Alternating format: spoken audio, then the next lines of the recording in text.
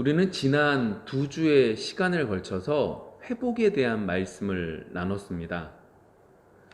예배에 대해서 회복해야 된다. 영적 전쟁에 있어서 회복해야 된다.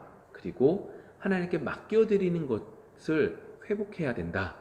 라고 하는 이야기를 나눴죠. 그리고 우리가 이것들을 위해서 한마디 말로 하나님께 고백할 수 있는 말이 뭐냐라고 말할 때 살려주세요 라고 하는 것을 지난주에 살펴보았습니다. 지난주 한 주 동안 하나님께 내가 할 수 있는 것이 아무것도 없기에 하나님 살려주세요 라고 하는 고백이 되어지는 한 주가 되셨습니까? 그런데 문제는 참 이 살려달라 라고 하는 고백이 잘 나오지 않는다는 것에 있습니다. 쉽사리 그냥 말로 살려주세요 라고 하는 말은 하기 쉽지만 살려달라는 것이 내 자신을 죽이는 일이다 보니까 이 말이 중심에서 올라오는 것은 정말로 쉽지 않습니다.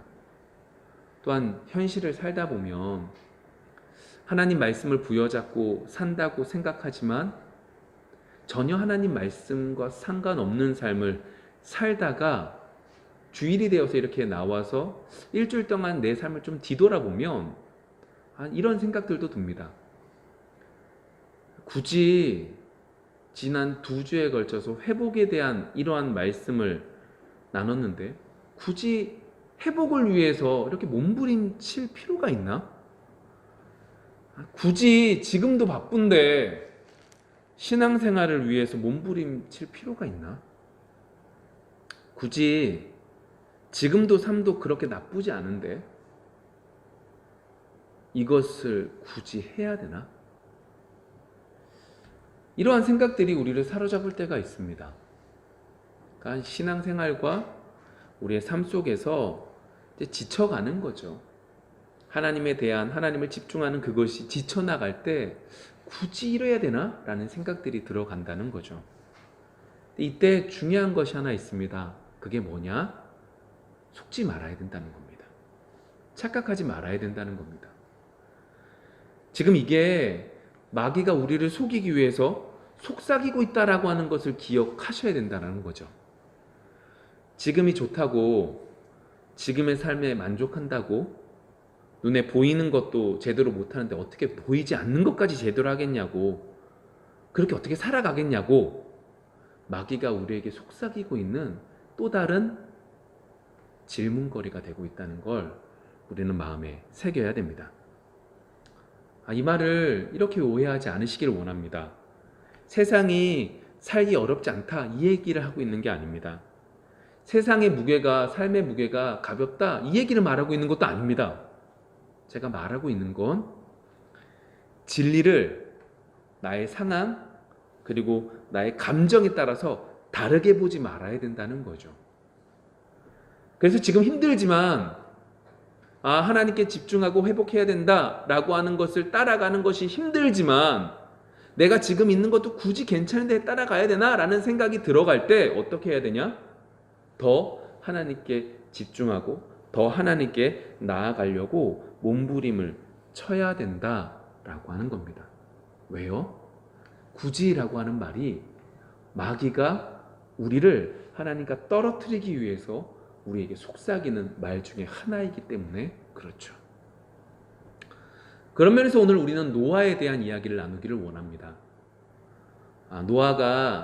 노아의 방주를 만들고 많은 동물들을 구원한 그 이야기를 나누고 싶은 것이 아니라 노아가 어떻게 의인이라고 하는 의인이라고 하는 타이틀을 갖게 되었는지에 대한 이야기를 나누기를 원합니다.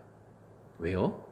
노아도 우리와 똑같이 착각하는 삶 속에서 착각할 수밖에 없는 그 환경들 속에서 그 힘든 신앙생활 속에서 그가 다시금 하나님께 나아갔고 하나님께 집중했고 하나님의 은혜를 구하고 하나님의 은혜도로 살았다라고 하는 부분이 우리에게 어떻게 다가오는지를 정말로 살펴보기를 원합니다.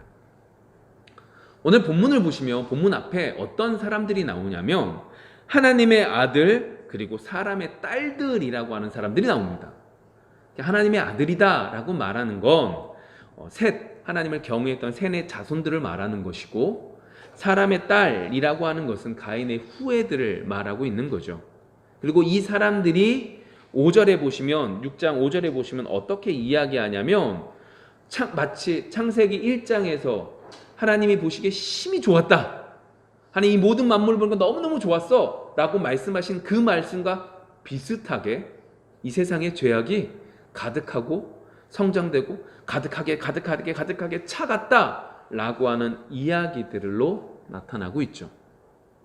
그리고 결국 그것을 통하여 하나님의 진노가, 결국 그것을 통하여 하나님의 심판이 주어지게 되는 장면들이 오늘 성경의 본문의 얘기입니다. 여러분 한번 여쭤볼게요.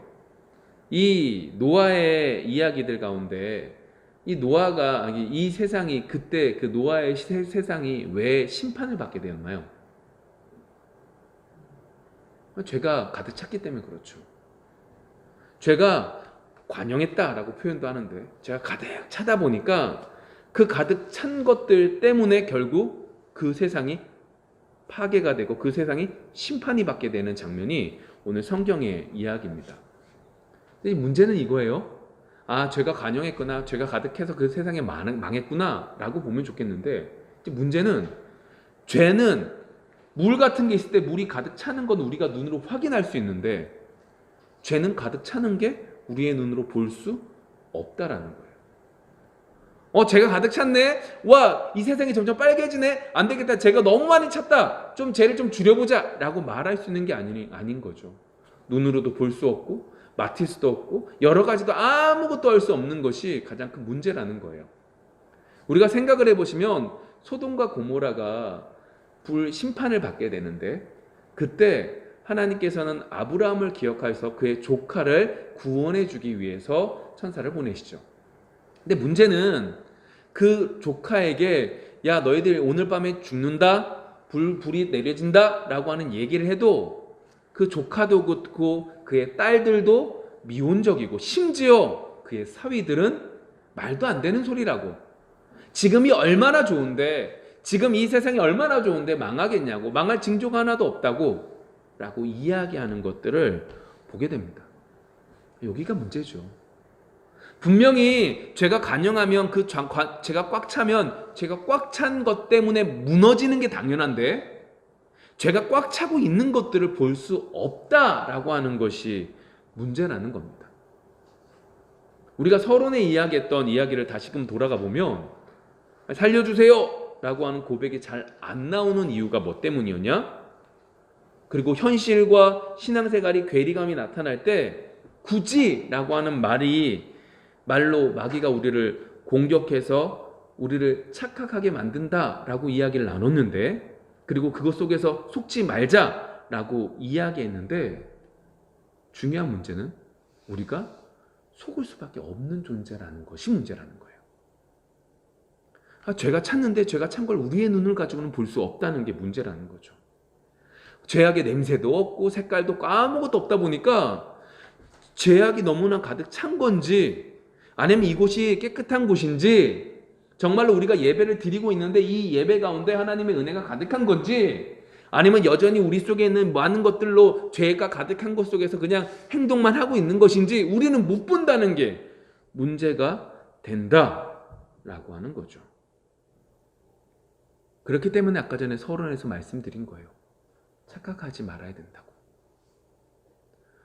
굳이 지금 생활도 괜찮은데, 굳이 내가 여기서 어떻게만 하면 더 심각하게 힘들 건데 굳이 내가 이럴 필요가 있나?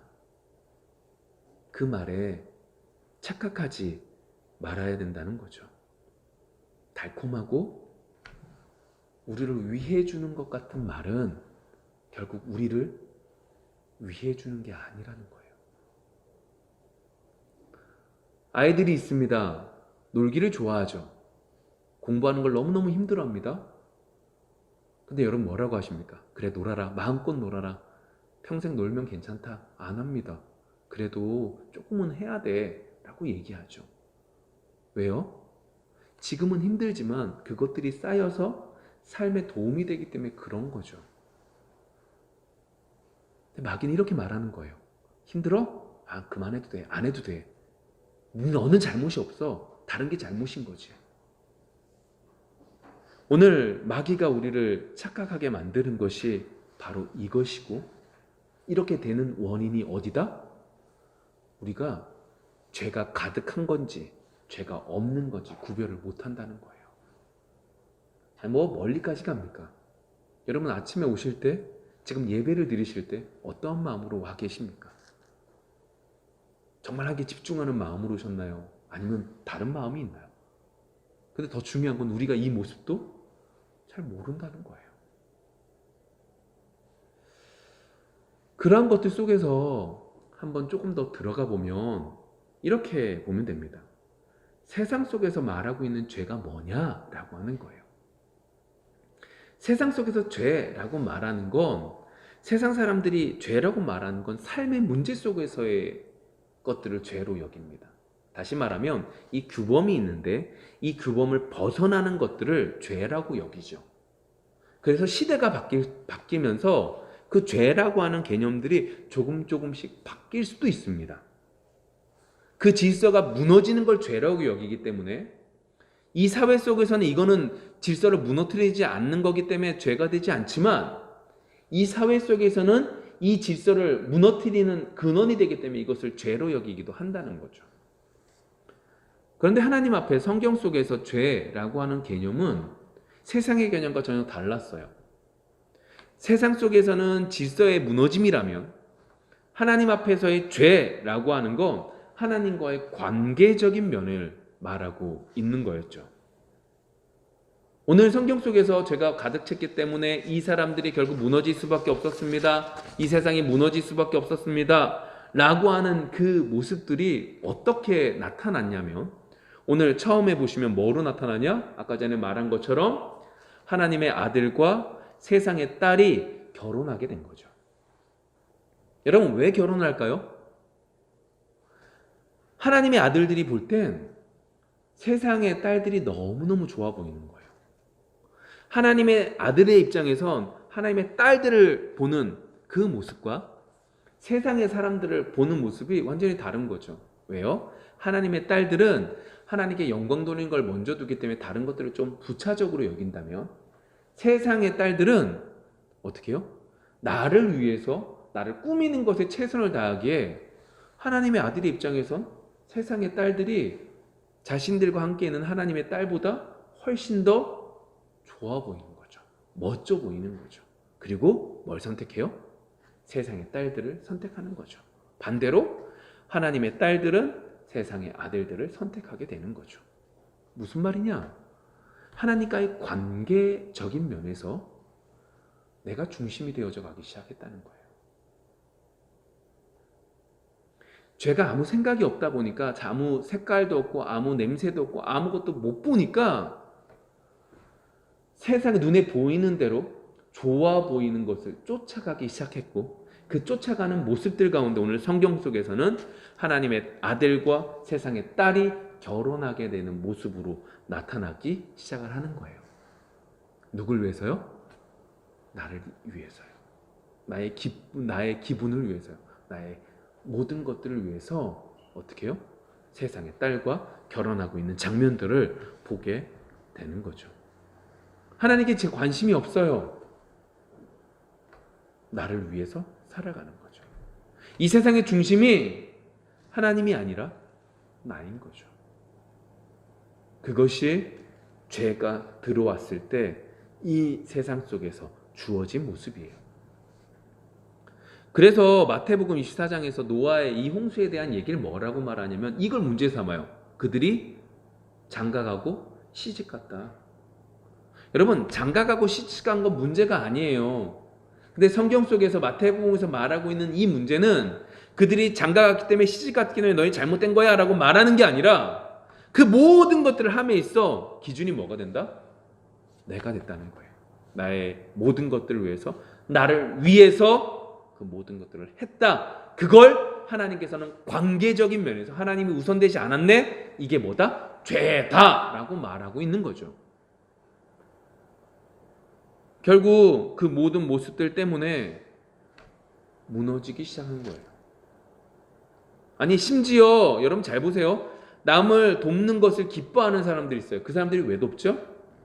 남을 돕는 것으로 나의 기분을, 나에게 모든 것들을, 뿌듯함을 느끼기 위해서 남을 돕는 거예요. 그건 역시도 뭐가 되냐?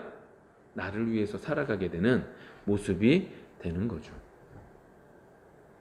결국 이 모든 것들로 인해서 어떻게 되냐? 하나님과의 관계가 멀어지게 되고, 하나님과의 관계가 멀어지니까 하나님은 이것을 죄라고 여기시고, 그런 것들이, 세상의 모든 것들이 가득하게 되어져 가는 결과 어떻게 되냐? 멸망하게 됐다라고 하는 이야기가 되는 거예요. 그들이 사람은 착한데 죄가 자꾸 들어와서 죄가 가득한 게 아니라 이미 죄인이기 때문에 죄가 가득 차게 됐다라고 하는 얘기죠. 사람의 마음이, 사람의 계획이 가끔 악한 것들로 정해지는 게 아니라 사람의 마음과 사람의 모든 것들이 악하다라고 하는 것이 성경의 가르침이고, 그 가르침 속에서 그 결과가 오늘 성경 속에서 나오고 있는 이 결과가 되어져 가는 거죠. 결국 하나님이 오늘 성경 속에서 보시면 진노하세요. 그리고 하나님께서 한탄하시죠. 여러분, 이 한탄의 모습이 어디까지 가냐? 이 세상 모든 만물을 무너뜨리리라, 쓸어버리리라 라고 하는 데까지 가고 있는 거예요. 여러분 보세요. 이 하나님의 한탄이 막연하게 이 시대에 대한 모습으로 끝나버리는 게 아닌 게 문제인 거예요. 이게 자연스럽게 우리 교회 속에도, 우리의 모습 속에서도 하나님께 우선 두는 게 아니라, 하나님이 첫 번째가 아니라 내가 먼저가 되어서 내 멋대로 하는 걸 죄라고 여겼고, 그 죄의 모습이 우리의 삶 속에도 가득하다는 거죠. 신앙생활도 마찬가지예요. 여러분, 신앙생활 잘하고 못하고의 모습들을 우리는 돈을 하나님께 예물을 드리는 부분들 속에서 곧잘 찾죠. 근데 여러분, 반대로 말하면 하나님께 예물을, 물질을 드렸다고 해서, 헌금을 드렸다고 해서, 하나님께 드렸다고 해서 내 할 일을 다 했다? 아니라는 거예요. 근데 그 헌금을 드리는 모습 속에서도 뭐가 나타나냐? 나를 위해서 드려지는 부분들이 존재한다는 게 문제인 거죠.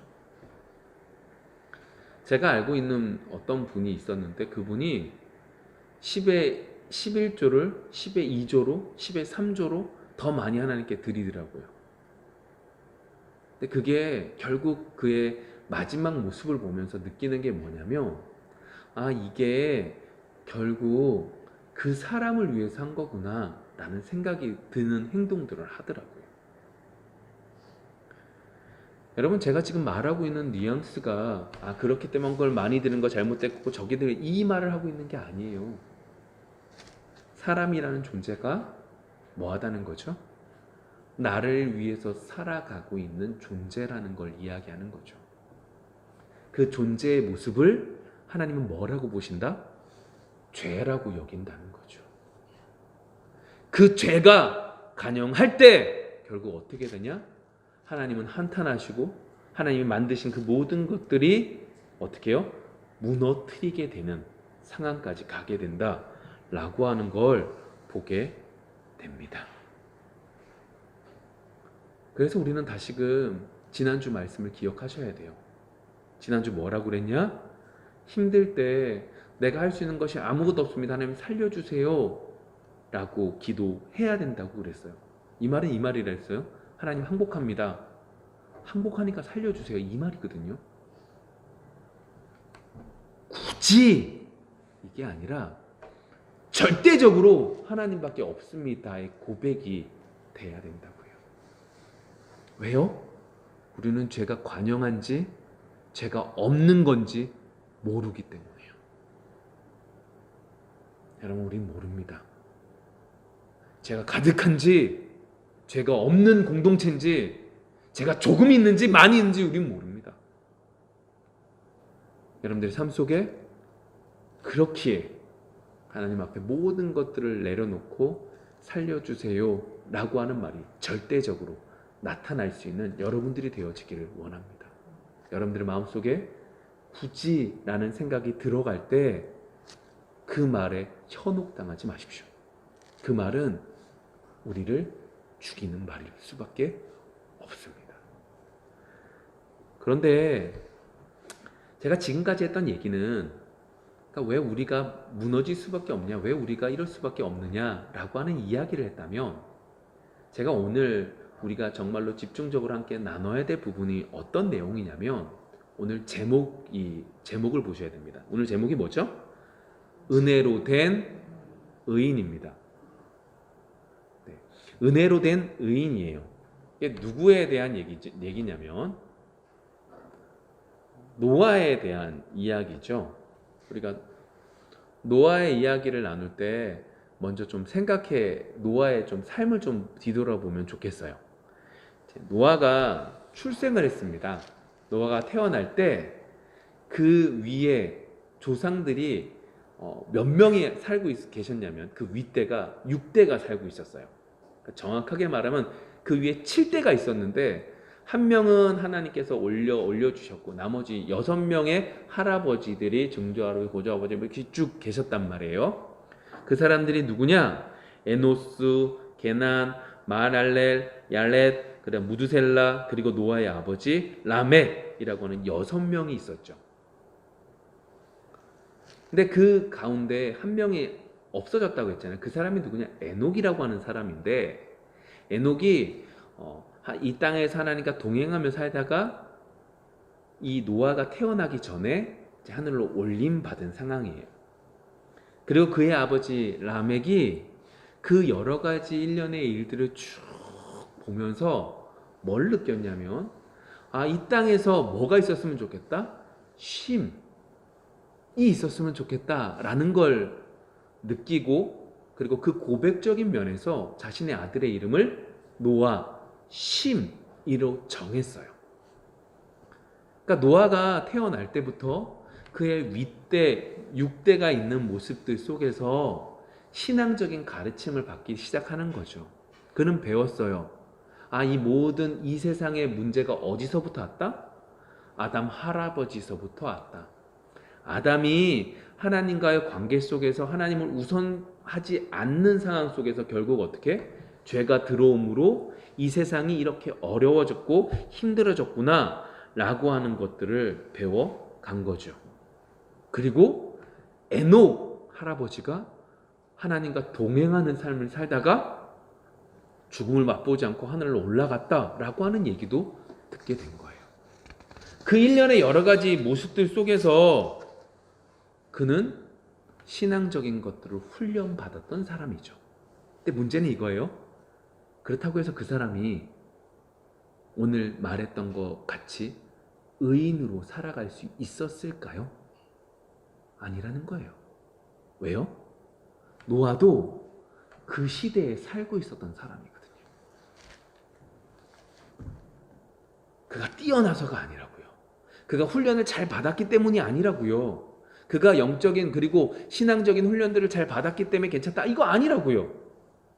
그도 그 시대에서 동일한 삶을 살고 있었던 사람이라고. 근데 그에 대해서 오늘 성경 속에서 뭐라고 말하냐? 8절과 9절 말씀이에요. 제가 볼게요. 그러나 노아는 여호와께 은혜를 입었더라.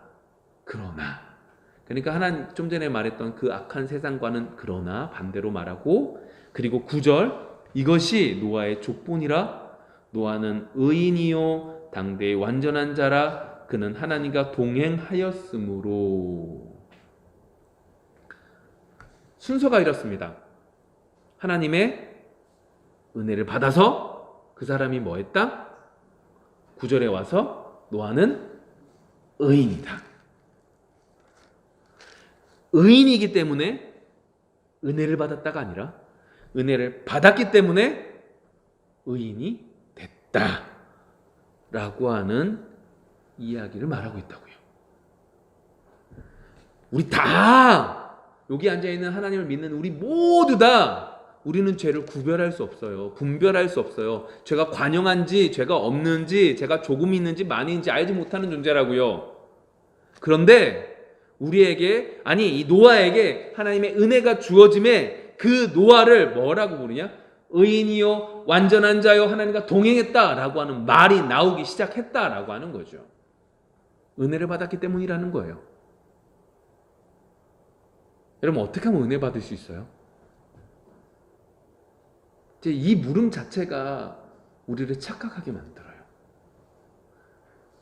은혜라고 하는 건 일방적으로 주어지는 건데 어떻게 하면 은혜를 받을 수 있을까라고 하는 물음을 던지면 우리가 무엇인가를 하면 얻어지는 것처럼 바꿔 말하기 시작한다는 거죠. 여러분 기억하셔야 될 건 하나님의 일방적인 것이 은혜입니다. 그래서 로마서 5장 8절에서 이렇게 말합니다. 우리가 아직 죄인 되었을 때에 그리스도께서 우리를 위하여 십자가에 죽으심으로 하나님께서 우리에 대한 자기의 사랑을 확증하셨느니라. 그게 은혜라고요. 우리가 지난주에 말한 것처럼 살려주세요 라고 고백하는 그 고백이 가득했기 때문에 하나님이 은혜를 베풀어 주시는 것이 아니라 우리가 하나님 앞에 우리가 할 수 있는 것이 아무것도 없기에 하나님 그러한 고백이 가득해 갈 때 하나님은 하나님의 때에 하나님의 방법으로 하나님의 시간에 그 모든 것들을 우리에게 허락해 주시는 것이 은혜라고요. 했기 때문이 아닌 하나님의 일방적인 은혜가 주어졌을 때 우리를 뭐라고 하느냐? 노아를 뭐라고 말하냐? 의인이라고 말하고 있는 거죠. 그리고 그 모습 속에서 오늘 좀 전에 말한 것처럼 그 노아를 뭐라고 성경에서 말하냐? 의인이요, 완전한 자요, 그리고 하나님과 동행한 자다라고 말을 해요. 이 세상은 죄악이 간영한데 그 죄를 알 수가 없어요. 정말 우리는 할 수가 없어요. 그 상황 속에서 모두 다 죽을 수밖에 없는 그 상황 속에서 오늘 정말로 말해야 되는 건 하나님의 은혜가 주어졌을 때 그 죄악된 세상 속에서 구별된 자가 나타날 수 있고 그 구별된 자가 오늘 성경 속에서 노아가 되었다라고 말하고 있는 거죠. 그리고 그 자의 모습이, 그러한 노아의 모습이 첫 번째 의인이었대요. 하나님의 은혜로 의인이었대요. 더 정확하게 말하면 구약에 있는 사람이지만 예수님께서 오실 것을 믿는 그 믿음 가운데 하나님의 은혜로 그를 뭐라고 불려주셨느냐? 의인이다라고 불러주시고 계시다고요. 아니 더 나가 볼까요? 베드로 후서 2장에 보시면 뭐라고 말하냐면 의인이다라고 말하는 정도가 아니라 의를 전파하는 노아라고 말해요. 그러니까 다시 말하면 하나님께서 하나님의 은혜가 주어졌을 때 그의 마음속에 하나님에 대한 신앙이 더욱더 굳건해졌고 그 굳건해지는 게 베드로후서 말씀 속에서 의를 전파하는 자라고 말하는 그 말씀을 통해서 뭐라고 그러냐?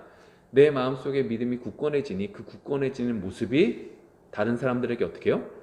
전달되어진다라고 하는 거죠. 구별된 자의 삶을 살아간다고요. 내가 내 자신에게. 다른 세상 사람들이 다 똑같이 말하고 이건 괜찮은 거야. 이거 괜찮아. 굳이 이런 것까지 안 해. 괜찮은 거야 이거. 다 해. 장로들하고 다 하더라. 그 말을 듣지만 어떻게 해요? 안 하는 거죠. 왜요? 하나님과의 관계 속에서 지키려고 몸부림 치는 거니까요. 그 모습 속에서 뭐가 되는 거예요? 의인이 되는 거예요. 하나님과의 관계뿐만 아니라 의를 전파하는 사람으로 저 사람은 예수 믿는 사람이야 라고 하는 얘기를 듣게 되는 거죠. 두 번째요. 그 모습 속에서 어떻게 나타나냐? 완전한 자가 됐대요. 이제 이 완전하다 이게 어떻게 보셔야 되냐면 흠이 없다라고 보시면 돼요. 그러니까 내적으로는 하나님과의 관계 속에서 의인이 되고 그 의인의 모습이 뿜어져 나왔다면 외적인 면에서 완전한 자, 흠이 없는 자로서 어떻게 해요? 다른 사람들 앞에서도 의롭게 살아가는 자가 되어져 가는 모습이 나타나져 있는 거죠. 우리의 모습 속에 내적으로나 외적으로나 이런 모습들이 나타날 수 있는 여러분들이 되어지기를 원합니다. 그런데 이것 말고 오늘 더욱더 제가 중점적으로 말하고 싶은 건 이 부분이에요. 하나님과 동행했다라고 하는 부분이에요. 노아의 입장에서 하나님과 동행했다라고 하는 부분이 어떻게 그에게 다가왔을까요? 지금 노아는요, 이 세상에 제가 관영한지 죄가 꽉 찼는지 알아요, 몰라요? 몰라요. 근데 그에게 은혜가 주어지니까, 내가 하나님을 믿으려고 신앙생활 하려고 몸부림치니까 이 세상이 그냥 우리의 눈을 가지고는 이 세상의 죄가 관영한지 관영하지 않은지 못 봤는데, 내가 믿음의 눈을 가지고 하나님 앞에 은혜를 받고 은혜를 가지고 봤더니 이 세상이 곧 심판이 다가올 거라는 걸 그는 알았다고요. 하나님과 동행했다라고 말하는 걸 하나님이 그와 항상 손잡고 붙잡았다 이러한 의미로 말하는 게 아니라, 하나님의 은혜를 받으니까 세상 사람들은 못 보는 이 세상에 죄가 관영했다라고 하는 걸 보이기 시작했고, 그 보인 것 속에서 그는 어떻게 해요? 곧 심판이 다가오는구나 라고 하는 걸 분명히 알게 됐다고요. 하나님의 뜻이 어디 있는지 분명히 알게 됐다고요. 하나님이 마음이 어떠한지 그는 분명히 알게 됐다고요. 그래서 그는 뭐 해요? 방주를 만들어요. 그냥 방주 만든 게 아니라 비라는 것이 한 번도 내려지지 않은 그 세상 속에서 그 산꼭대기에 방주를 만드는 그 모습이 그냥 이루어진 게 아니라 하나님과 동행함으로 하나님의 은혜를 받았음에 이 세상의 죄가 관영한 것이 그때서야 보이게 됐고, 그 보임 속에서 그 한 행동은 뭐예요? 하나님의 마음을 흡족하게, 하나님의 마음을 알아 방주를 짓기 시작을 했다라고 하는 거죠. 여러분, 우리에게 이런 은혜가 있기를 원합니다. 하나님과 동행합니다. 언제나 기뻐요. 언제나 즐거워요. 이 정도를 얘기하는 게 아니라, 하나님이 정말로 어떠한 것들을 하고 계시는지, 하나님의 마음이 어떠한지를 제대로 알아 하나님의 뜻에 맞는 행동들을 할 수 있는 우리가 되어지기를 원합니다. 그러한 부분들 속에 우리 교회적으로는 우리 교회적으로는 지금 살려주세요라고 하는 고백이 있기를 원하는 것이고, 여러분들의 삶 속에서는 은혜를 받아 내 삶 속에서 어떠한 부분이 하나님이 정말로 기뻐하시고 하나님이 정말로 원하시는 것이 무엇인지 제대로 알기를 원해 하나님 알아가는 여러분들이 되게 되어서 하나님과 동행하는 삶이 여러분들의 인생이 되어지기를 소망한다고요. 노아가 알게 된 게 그것뿐일까요? 심판이 있겠구나. 아니요. 더 나아가 볼까요? 그 죄가 어디서부터 시작된다는 걸 분명히 알았을까요? 사람들로부터 시작되는구나 라는 걸 아는 거예요. 하나님과의 관계가 무너졌기 때문인구나 라는 걸 알기 시작하는 거예요. 그냥 눈을 가지고는 못 보는 거거든요. 그냥 눈을 가지고는 이게 뭔데? 괜찮은데 뭐가 문제야? 라고 말하는 건데, 은혜가 내려짐에 이렇게 살아가는 게 하나님과의 관계가 무너지는 것이고 이것이 죄구나라는 걸 분명히 알기 시작했다고요. 그래서 그는 하나님과 동행함으로, 은혜가 주어짐으로 세상 사람들이 나에게 손가락질하는 걸 이겨낼 수 있었어요. 여러분 잘 보세요. 1, 2년 지은 게 아니에요. 방주를 긴 시간 동안, 100여 년이 넘는 긴 시간 동안 방주를 지어요. 지을 때 사람들이 가만히 있었을까요? 처음에야 저 사람 왜 저래 하지요. 나중에 시간 지나면 뭐라고 그럴까요? 손가락질 할 정도가 아니에요. 대놓고 욕을 했을 거예요. 안 했을까요? 분명히 해요. 근데 그 모든 것들을 감당할 수 있었던 이유가 뭐 때문일까요? 하나님과 동행했기 때문이에요. 아니요. 하나님의 은혜가 주어졌음에 보이거든요. 너희들이 볼 땐 지금 괜찮은 거지만 하나님의 은혜가 주어짐에 그 괜찮은 게 하나님 앞에 너무나 큰 죄라서 하나님은 너무나 한탄하시고, 그 한탄함이 이미 그게 달했다는 걸 노아는 분명히 알고 있었거든요. 그 알고 있음이 그가 세상 사람들과 다른 삶을 살게 하게 된 거예요. 오늘 말씀을 좀 정리해 볼게요. 오늘 노아의 모습을 통하여 우리가 속지 말아야 될 것을 먼저 말했어요. 그게 뭐예요? 마귀가 우리에게 굳이라고 하는 말로 착각을 주거든요. 내가 회복이라는 것을 위해서 몸부림치는 게 쉽지 않아요. 삶 속에서 딱 들어가다 보니까 이게 부딪히는 게 너무 쉽지 않아요. 그럴 때 나를 위해 주는 것처럼 굳이라고 하는 말로 우리를 공격해 오는 그 말에 속지 말라고요. 왜 속지 말아야 돼요? 우리는 뭐가 죄인지 뭐가 죄인지가 아닌지를 구별하지 못하는 존재거든요. 죄가 가득 찬 걸 구별할 수 없는 존재거든요. 그래서 하나님의 은혜가 필요했던 거예요. 하나님의 일방적인 은혜, 하나님이 주시는, 하나님만이 주시는, 우리가 원해서 우리가 할 수 있는 것이 아닌 하나님이 일방적으로 주신 그 은혜를 누렸을 때 노아는 완전히 다른 삶을 살았던 거예요. 의인이 되었고 완전한 자가 되었고, 더 나아가 하나님과 동행함으로 세상에서 뭐라고 말해도 이겨낼 수 있었고, 세상 사람들이 뭐라고 말하는 그 속에서도 죄가 무엇인지를 분명히 알 수 있는 것이 그에게 주어졌다라고 하는 걸 나누고 있는 거죠. 여러분, 이번 한 주 우리의 삶이 은혜로 의인이 되는 한 주가 되어지기를 원합니다. 은혜 받은 사람은 이 말씀에 반응할 것입니다. 아, 살려주세요라는 고백이 더욱더 있어야 되는구나 라는 걸 고백하게 되죠.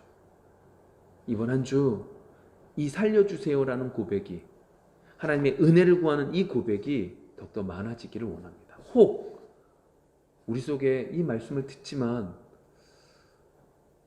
별로 그썩 감흥이 없다면 더욱더 하나님께 매달리십시오. 하나하나 똑같은데 이 말 하지 마시고 더욱더 하나님께 매달리십시오. 그때 하나님이 하나님의 때에 분명히 은혜를 베풀어 주실 줄 믿습니다. 기도하겠습니다.